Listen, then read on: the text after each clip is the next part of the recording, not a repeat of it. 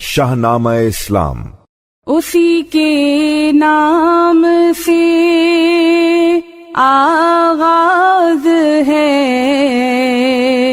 इस शाहनामे का, हमेशा जिसके दर पे सर झुका रहता है खामे का, हमेशा जिसके दर पे सर झुका रहता है खामे का।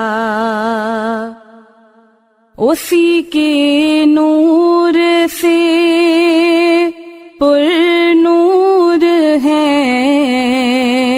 शम्सो कमर तारे, वही साबित है जिसके गिर्द फिरते हैं ये सैयारे, वही साबित है जिसके गिर्द फिरते हैं ये सैयारे। उसी के नाम से आगाज है इस शाहनामे का, हमेशा जिसके दर पर सर झुका रहता है खामे का। उसी ने एक हरफे कुन से पैदा कर दिया आलम, कशाकश की सदाए हाउ हू से भर दिया आलम। निजामे आसमानी है उसी की हुक्मरानी से, बहारे जाविदानी है उसी की बागबानी से। उसी के नूर से पुरनूर हैं शम्सो कमर तारे, वही साबित है जिसके गिर्द फिरते हैं ये सैयारे। ये सर्दो गर्म खुश्को तर उजाला और तारीकी, नजर आती है सब में शान उसी एक ज़ाते बारी की।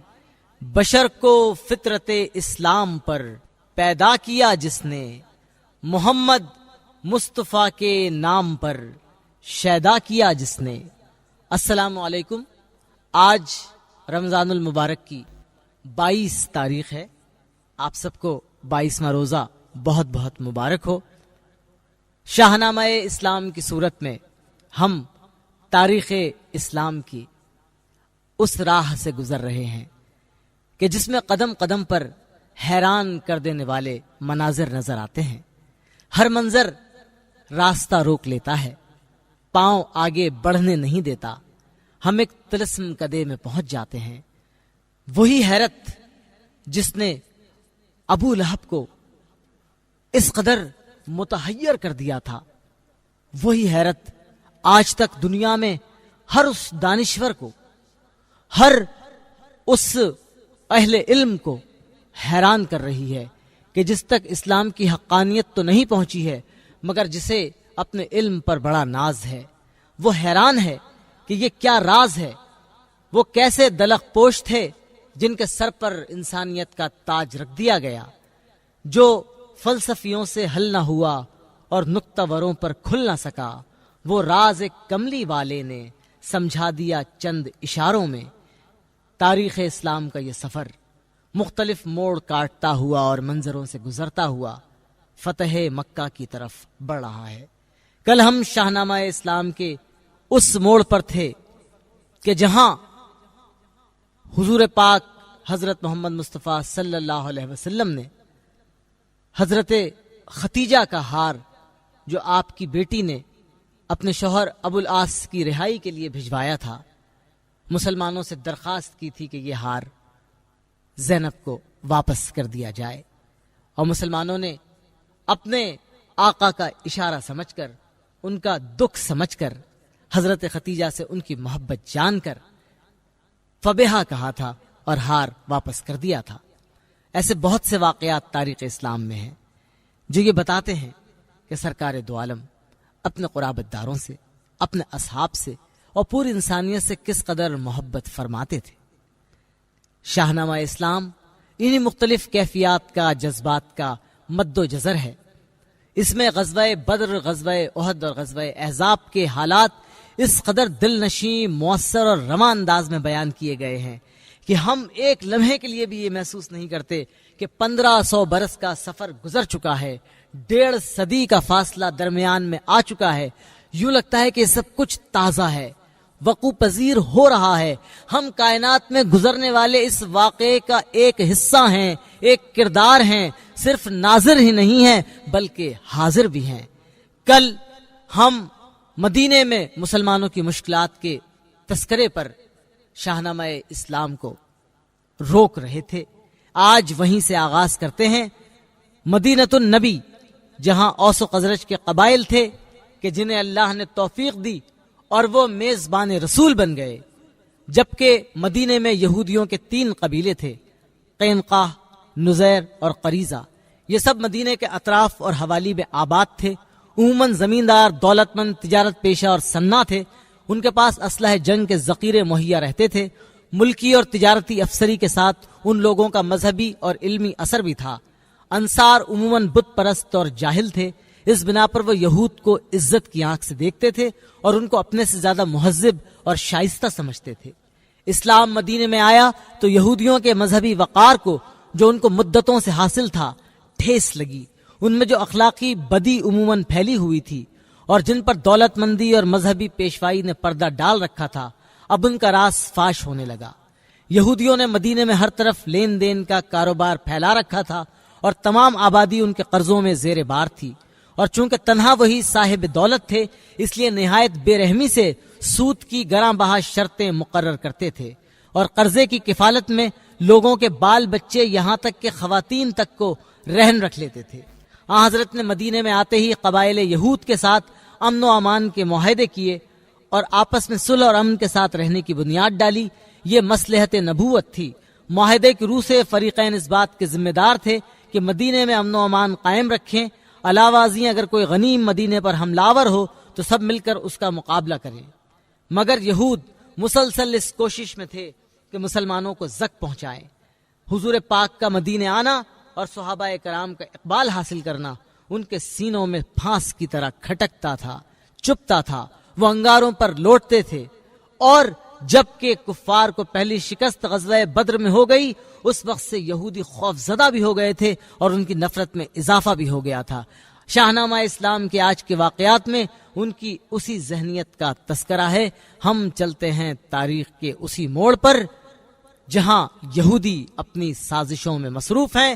ادھر پھر مکے سے اٹھنے کو تھا طوفان کینے کا، ادھر ایک اور جھگڑا تھا مدینے میں مدینے کا. یہاں ابن ابی ایک دشمن باری تالا تھا، شب تاریک کی مانند اس کا قلب کالا تھا. ہمیشہ باعث تکلیف تھا بغض و اناد اس کا، بیاں ہم کر چکے ہیں جلد اول میں فساد اس کا. یہاں ایسے بھی تھے جو آج تک ایمان لائے تھے، ابھی اسلام کے آغوش راحت میں نہ آئے تھے. رسول اللہ کی تبلیغ ان لوگوں میں جاری تھی کہ منظور آپ کو ہر دشت دل کی آبیاری تھی. ہوئی جب فتح جنگ بدر میں ایمان والوں کی، بڑھا دی شان حق نے اور بھی ان شان والوں کی. تو اب انصار کے وہ بھائی بھی ایمان لے آئے جو راہ حق سے اب تک دور ہی پھرتے تھے. کترائے ہوا ابن ابی پر روب طاری ڈر گیا دل میں کہ اب اتنی بڑی تعداد تھی مد مقابل میں. سوا ایمان لانے کے نہ جب چارہ کوئی پایا، ہوا مسجد میں حاضر ظاہری ایمان لے آیا. اگرچہ اول خوب پر پرزے نکالے بھی، ہوا آخر مسلمہ یہ بھی اس کے ساتھ والے بھی. شرارت پر مگر نیت تھی ہر دم، چست و چاق ان کی مسلمہ ہو گئے قائم. رہی ہوئے نفاق ان کی، خلاف اہل ایمان سازشیں کرتے ہی رہتے تھے. ادھر کچھ اور بکتے تھے، ادھر کچھ اور کہتے تھے. سمجھتے تھے انہیں اچھی طرح سے ہادی اکرم، نظر رکھتے تھے ان کے حال پر کردار پر ہر دم. کوئی بھی قوم ہو انسان شیطانی جبلت کے، منافق مار ہائے آستی ہوتے ہیں ملت کے. مدینے کے یہود ان سب سے بڑھ کر تھے شرارت میں. انہیں تھا زام ہم ممتاز ہیں علم و امارت میں. بچھا رکھا تھا دام قرض قیادی کے ہیلوں سے، یہ دولت لوٹتے تھے اوس و خزرج کے قبیلوں سے. مگر اسلام نے کایا پلٹ دی زیر دستوں کی، رسول اللہ نے عزت بڑھا دی حق پرستوں کی. وہی انصار جو ہر بات میں محتاج تھے ان کے، وہ اب علم و عمل میں ہر طرح سرتاج تھے ان کے. اخوت نے محبت اوس و خزرج میں بڑھا دی تھی، اب ان میں باہمی امداد تھی، خود اعتمادی تھی۔ یہود اسلام سے پہلے اٹھاتے تھے مفاد ان سے، یہ صورت دیکھ کر رکھنے لگے دل میں اناد ان سے۔ مجاہد بدر میں جب کھیلتے تھے جان کی بازی، یہ کرتے تھے مدینے میں شرارت فتنہ اندازی، مگر جب فتح پائی جنگ میں ایمان والوں نے، یہودی قوم کی گردن جھکا دی۔ شان والوں نے رسول اللہ سے اب بڑھ گیا بغض و حسد ان کا، بدی پر مستعد تھے آ چکا تھا روز بد ان کا، علانیہ لگے توہین کرنے اہل ایمان کی، کوئی پرواہ نہ رکھی باہمی عہد اور پیما کی۔ سرے بازار یہ اسلام کی توہین کرتے تھے، کسی کا پاس عزت تھا نہ یہ اللہ سے ڈرتے تھے، ستاتے تھے مسلمانوں کو یہ ایمان کے دشمن، عدو دین حق تھے اور نبی کی جان کے دشمن۔ سرے بازار ایک دن ہو گئی ہنگامہ آرائی، کوئی دیہات کی لڑکی تھی سبزی بیچنے آئی، یہودی بدمعاشوں نے اسے چھیڑا شرارت سے، زبان فوش سے، ہاتھوں کی رندانہ اشارت سے، بیچاری سٹ پٹا کر دوسری جانب لگی چلنے، تو اس کو کر دیا بے ستر ایک نامرد اجھلنے، لگے ٹھٹا اڑانے بے حیا اس پاک دامن کا، کہ اس بازار میں کوئی نہ تھا اس پاک دامن کا۔ نہ حفظ آبرو کی جب کوئی صورت دکھائی دی، تو اس مظلوم لڑکی نے محمد کی دہائی دی، پکاری کیا نہیں غیرت کسی انسان کے سینے میں، کہ یوں بے آبرو ہوں میں محمد کے مدینے میں۔ یہ فقرہ کہہ اٹھی جو ہی زباں بے اختیار اس کی، سنی ایک راہ چلتے مرد مسلم نے پکار اس کی، وہ دوڑا بدمعاشوں میں کھڑے دیکھا نحیفہ کو، ابا اپنی اتاری اور اڑا دی اس عفیفہ کو۔ نظر آیا جو اسلامی حمیت کا یہ نظارہ، تو ان بازاریوں نے اور بھی یہ قہقہا مارا، کوئی بولا یہ سبزی بیچنے والی کا شوہر ہے، کوئی بولا نہیں یہ باپ ہے وہ اس کی دختر ہے۔ مسلمان نے کہا اچھی نہیں اتنی بھی بے دردی، ستانا عورتوں کو یہ بھی ہے کوئی جواں مردی، پرائی بیویاں لاریب ساری مائیں بہنیں ہیں، ہماری بیٹیاں ہیں سب ہماری مائیں بہنیں ہیں، ہمارا دین ان کی عزت و حرمت سکھاتا ہے، بڑا نامرد ہے جو ایک عورت کو ستاتا ہے۔ یہودی سخت گالی دے کے بولے تو نہ بک اتنا، تجھے بھی دیکھ لیتے ہیں، ابے تو مرد ہے کتنا، بڑا آیا ہے وہ بن کر، چلا جا راہ لے گھر کی، اگر کچھ اور بک بک کی تو خیریت نہیں سر کی، ارے لے ہم تیری مردانگی بھی آزماتے ہیں، نہیں پہلے ستایا تھا تو اب اس کو ستاتے ہیں۔ مسلمان متانت سے کہا اے قوم بد اختر، ہے اس عورت کی عزت اب تو مجھ کو جان سے بڑھ کر، یہ کہہ کر کھینچ لی تلوار عورت کے بچانے کو، یہودی آ پڑے تنہا پہ جرت آزمانے کو، یہ کہہ کر کھینچ لی تلوار عورت کے بچانے کو، یہودی آ پڑے تنہا پہ جرت آزمانے کو۔ ادھر سے 20 تیغوں کے چرکے تھے کچوکے تھے، ادھر ایک مرد نے رستے سرے بازار روکے تھے، کہا لڑکی سے اب رستہ کھلا ہے بھاگ جا جلدی، بچا کر آبرو لڑکی دعا دیتی ہوئی چل دی، پکڑنا اس کو چاہا پھر لپک کر ایک رسالے نے، مگر اس کا صفایا کر دیا اللہ والے نے، گری بازار میں بے جان ہو کر لاش خود سر کی، وہ لڑکی لے چکی تھی راہ اتنی دیر میں گھر کی، یہودی جمع ہو کر آ پڑے تنہا، دلاور پر گریں 24 تیغیں، بہرے جرت کے شناور پر گھرا تھا مرد مومن، مجمع اشرار کے اندر شہادت پائی غیرت مند نے، بازار کے اندر مثال رات گونجی یہ قبر ہرسو مدینے میں،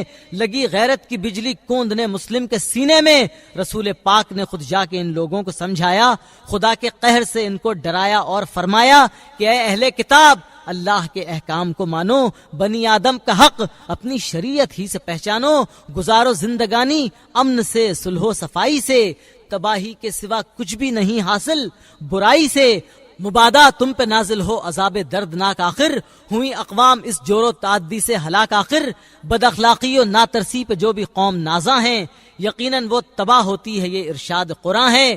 یہودی گفتگو نرم سے کچھ اور بھی چمکے، اٹھے گستاخ ہو کر روبرو سردار عالم کے، کہا اس فتح ہنگامی پہ آپ اتنا نہ اترائیں، ہمیں اپنے خدا کے نام سے ہرگز نہ دھمکائیں، نہیں ہیں ہم قریشی فوج کی مانند کم ہمت کہ ڈر جائیں مسلمانوں کی صورت دیکھ کر حضرت، کبھی جنگ آ پڑی ہم سے تو ہم اس دن دکھا دیں گے، مسلمانوں کا نام اس لوہے ہستی سے مٹا دیں گے، لڑے ہیں آپ جا کر بدر میں آوارہ گردوں سے، نہیں پالا پڑا اب تک یہودی شیر مردوں سے، یہود آمادہ پیکار تھے ہر وقت ہر ساتھ، مگر ان کو اما دیتا رہا تھا دامن رحمت.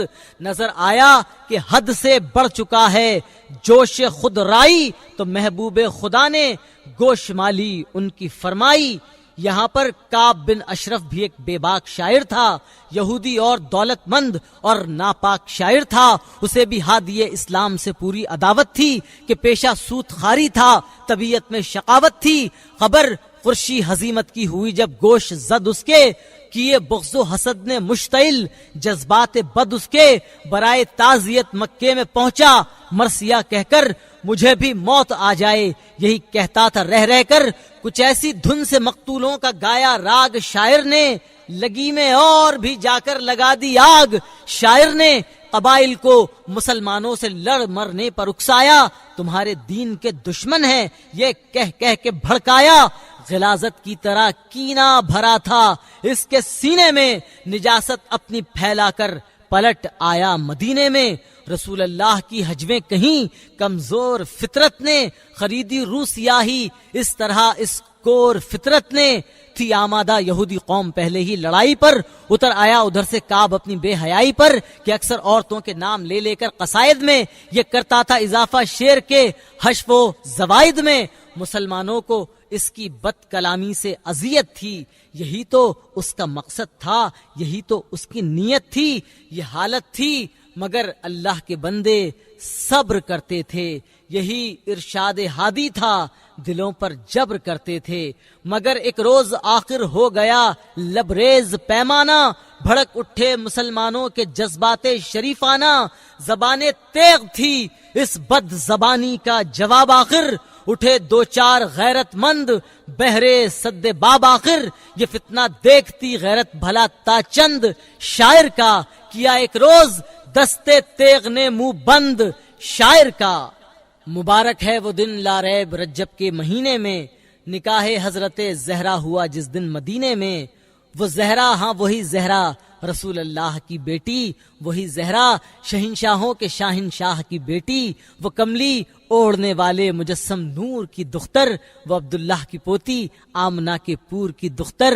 وہ خاہر ام کلثوم و رقیہ اور زینب کی، وہ سب بہنوں سے چھوٹی اس لیے نور نظر سب کی. وہ قاسم کی بہن، وہ طیب و طاہر کی ماں جائی، جو ماں کی گود میں اتمام نعمت کی طرح آئی. وہی آئی نئے عفت کا سب سے خوشنما جوہر ختیجہ طاہرہ کے،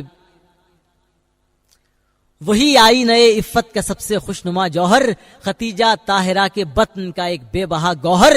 وہ صبح نور چشمے رحمت للعالمین زہرا، نگین خاتم تسکین ختم المرسلین زہرا. وہ زہرا جو شبیہ اسوہ سرکار علی تھی، علی سے آج اسی زہرا کی شادی ہونے والی تھی. مہاجر اور انصار اکابر جمع تھے سارے، اتر آئے تھے گویا دن کو اس تقریب میں تارے. علی باعز و شان ہاشمی تھا ان کے جھرمٹ میں، وہ ماہ آسمان ہاشمی تھا ان کے جھرمٹ میں. نہ کوئی باجا گاجا تھا، نہ کوئی شور و ہنگامہ، نہ شہنائی نہ نقارہ، نہ دفتھی اور نہ دمامہ، نہ رنگا رنگ پوشاکیں، نہ کنگن تھا نہ صحرا تھا. وہی تھے شاہ مرداں اور وہی مردانہ چہرہ تھا. رسول اللہ خود موجود تھے محراب مسجد میں، کمی کرتا کوئی پھر کس طرح آداب مسجد میں. رخ شمس الضحیٰ کی ضوء سے پر تنویر تھی مسجد، سکون و سادگی کی خوشنما تصویر تھی مسجد. زمین سے آسماں تک بس گئے نغمات روحانی، کہ خود قرآن ناطق نے پڑھی آیات قرآنی. ہوا یہ عقد عالی شان معمولی طریقے سے، ہوئے تقسیم خرمے غیر معمولی سلیقے سے. دوم تھا سال ہجری اور ذی الحج کا مہینہ تھا، پیمبر بعد جنگ بدر جاں بخش مدینہ تھا. ارادہ آپ نے اب رخصت زہرا کا فرمایا، محبت سے جناب مرتضیٰ کو پاس بلوایا. بہت احساس تھا حیدر کی ناداری کا ہادی کو، کہا ہے کچھ تمہارے پاس اخراجات شادی کو. کہا یہ ایک مضمون ادق ہے یا رسول اللہ، فقط نام رسول و نام حق ہے یا رسول اللہ. کہا پھر وہ زرا کیا ہو گئی جو تم نے پائی تھی، جو روز بدر میدان میں تمہارے ہاتھ آئی تھی. کہا موجود ہے. حضرت نے فرمایا وہ کافی ہے، تم اس کو بیچ ڈالو، جو بھی ہاتھ آیا وہ کافی ہے. زرہ بیچی علی نے 480 دراہم میں، بقول شبلی مرحوم اس سے بھی بہت کم میں تھی شادی فاطمہ کی سادگی کا طرفہ نظارہ، ولیمہ بھی اسی میں اور اسی میں مہر بھی سارا، جہیز ان کو ملا جو کچھ شہنشاہ دو عالم سے، ملا ہے درس ہم کو سادگی کا فخر آدم سے، متاع دنیاوی جو حصہ زہرا میں آئی تھی، کھجوری کھردرے سے بان کی ایک چار پائی تھی، مشقت عمر بھر کرنا جو لکھا تھا مقدر میں، ملی تھیں چکیاں 2 تاکہ آٹا پیس لیں گھر میں، گھڑے مٹی کے 2 تھے اور ایک چمڑے کا گدا تھا، نہ ایسا خوشنما تھا یہ نہ بدزیب اور بھدا تھا، بھرے تھے اس میں روئی کی جگہ پتے کھجوروں کے، یہ وہ ساما تھا جس پر جان و دل قربان حوروں کے، وہ زہرا جن کے گھر تسنیم و کوثر کی تھی ارزانی، ملی تھی مشق ان کو تاکہ خود لایا کریں پانی، ملا تھا فقر و فاقہ ہی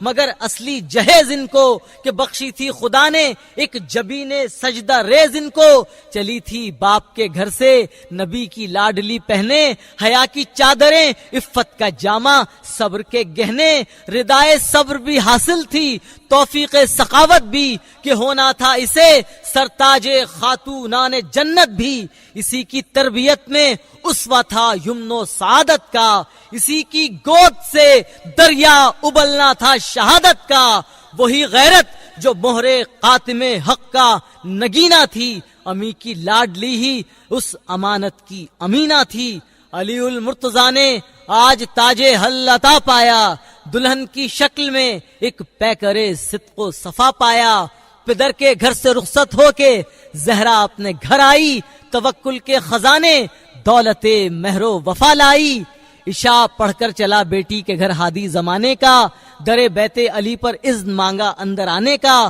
پے تہذیب امت اذن حاصل کر کے سرور نے ضیا اس گھر کو بخشی، زینت محراب و ممبر نے بشفقت سادہ پانی کا پیالہ ایک منگوایا، دعا دم کر کے خود تھوڑا سا پانی نوش فرمایا، دیے پانی کے چھینٹے سینہ و بازو حیدر پر، یہی پانی رسول اللہ نے چھڑکا پاک دختر پر، محبت اور شفقت سے بٹھا کر پاس دونوں کو، دعا کی اے خدا یہ عقد آئے راس دونوں کو، ہو ان کی نسل یارب 2 جہاں میں خیر کا باعث، یہ عقد خیر ہو کونوں مقام خیر کا باعث، خدا بندہ انہیں پاکیزہ سے پاکیزہ تر کر دے، عمل میں دے اثر ان کے ارادے خیر سے بھر دے، دعا کے بعد دختر سے پھر اتنی بات فرما دی کہ میں نے مرد افضل تر سے کر دی ہے تیری شادی، ادب سے سر جھکائے سامنے استادہ تھے دونوں، حیاداری کی ایک زندہ شبیہ ہے سادہ تھے دونوں، ستاروں کو ہے اب تک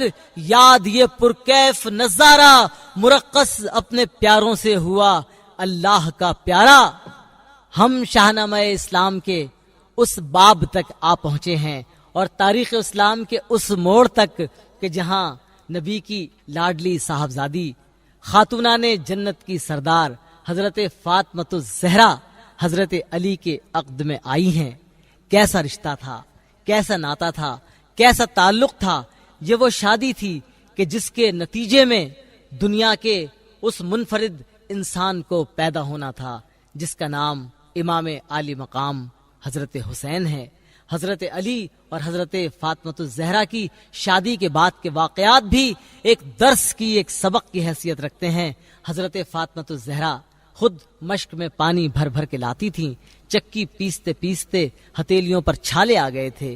ایک مرتبہ حضرت علی کے بار بار کہنے پر سرکار دو عالم کے حضور آئیں اور اپنے لیے ایک کنیز یا غلام کی درخواست کی۔ سرکار دو عالم نے فرمایا، فاطمہ کیا تم یہ نہیں چاہتی کہ جنت میں بلند مقام پر فائز ہو؟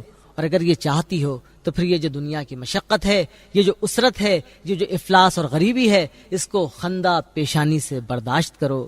بیٹی نے باپ کی نصیحت پلے سے باندھ لی، پھر ساری عمر کبھی سرکار دو عالم سے اپنے غربت کی، اپنے افلاس کی کوئی بھی شکایت نہیں کی، اور اس قدر سقی، اس قدر دریا دل تھیں، کثرت سے روزے رکھتی تھیں۔ ایک مرتبہ گھر میں صرف ایک کھجور تھی اور سائل نے دروازے پہ دستک دی اور آپ نے وہ کھجور بھی اس سائل کو دے دیا۔ تقوی میں، پاکیزگی میں، عبادت میں، صوم و صلات میں، ایمان میں حضرت فاطمۃ الزہرا کی مثال ملنی مشکل ہے۔ یہ کیسا عظیم المرتبہ جوڑا تھا. ایک طرف شیر خدا حضرت علی تھے، جنگ بدر کو، جنگ احد کو، غزوہ خندق کو اور بعد کے بے شمار غزوات کو حضرت علی کی بہادری یاد ہے. وہ باب خیبر کا اکھاڑ دینا، وہ حضرت باری کے اشارے پر بڑے سے بڑے کافر اور مشرک پہلوان سے لڑ جانا، کبھی بھی اسلام کی تبلیغ و فروغ میں اور اسلام کی خاطر قربانی دینے میں پیچھے نہ ہٹنا، یہ اوصاف علی تھے. شاہنامہ اسلام کے اس موڑ پر کہ جہاں حضرت فاطمۃ الزہرا اور حضرت علی کی شادی ہوئی ہے، ہم ٹھہر جاتے ہیں اور گزرتے گزرتے یہ منظر پھر ذہن میں تازہ کرتے ہیں کہ سرکار دو عالم شادی کے بعد، رخصتی کے بعد بیٹی اور داماد کے گھر پہنچتے ہیں، محبت سے بٹھا کر دونوں کو نصیحت کرتے ہیں، دونوں کے حق میں دعا کرتے ہیں. حضور کا ہر قول و ہر فعل ہمیں اپنی زندگی میں اختیار کرنا ہے. شاید اسی طرح سے ہماری نجات ہو سکے اور شاید اسی طرح کے ہمارے دلوں میں سکون آ سکے. اس کے ساتھ ہی اجازت دیجیے، کل پھر شاہنامہ اسلام کے ساتھ ہوگی آپ سے ملاقات. اللہ حافظ.